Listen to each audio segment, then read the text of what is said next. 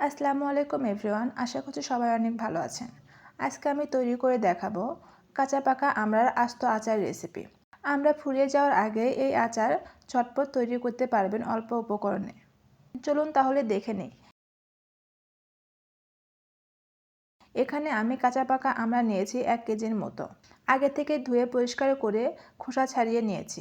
খোসা ছাড়ানোর পর আবারও পানি দিয়ে ধুয়ে নিয়েছি, কারণ খোসা ছাড়ানোর পর আমড়ার গায়ে প্রচুর কষ থাকে।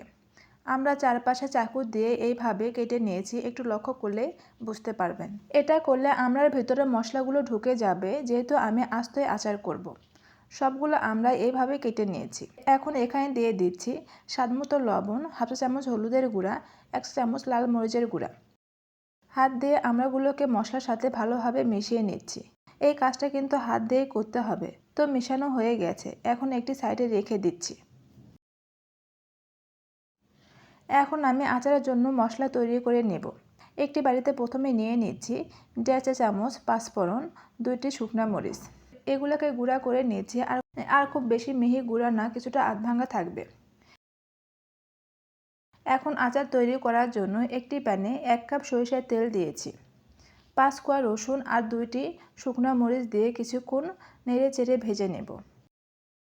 ভেজে নেওয়া হয়ে গেলে আগে থেকে ম্যারিনেট করা আমড়াগুলো দিয়ে দিব। এখন তেলের সাথে আমড়াগুলো ভালোভাবে ভেজে নেব।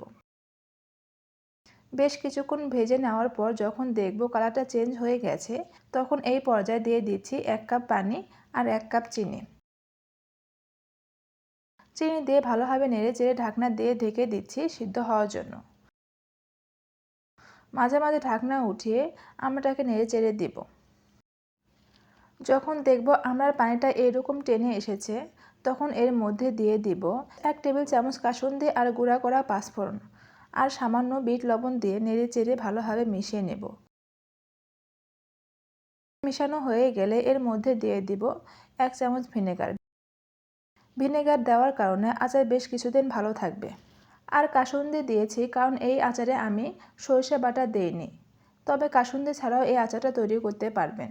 আর বিট লবণ দেওয়ার কারণে আচারের টেস্টটা ভালো আসে। আর এতক্ষণে আচারের পানিটাও অনেকটাই শুকিয়ে গেছে, আর আচারের কালারটাও চেঞ্জ হয়ে গেছে। যখন আচারটা এরকম লাল হতে শুরু করবে আর চিনিটাও ঘন হয়ে আসবে, তখন আচারটাকে নামিয়ে পরিবেশন করতে পারবেন। এই আচারটা কাঁচের জারে রেখে সংরক্ষণ করতে পারবেন বেশ কিছুদিন। মাঝে মাঝে শুধু রোদে দিলেও হয়ে যাবে। আর নর্মাল ফ্রিজে রেখে 1 বছর পর্যন্ত সংরক্ষণ করতে পারবেন। আশা করছি আজকের এই সহজ রেসিপি আপনাদের কাছে ভালো লেগেছে। ভালো লাগলে লাইক, কমেন্ট ও বেশি বেশি শেয়ার করবেন।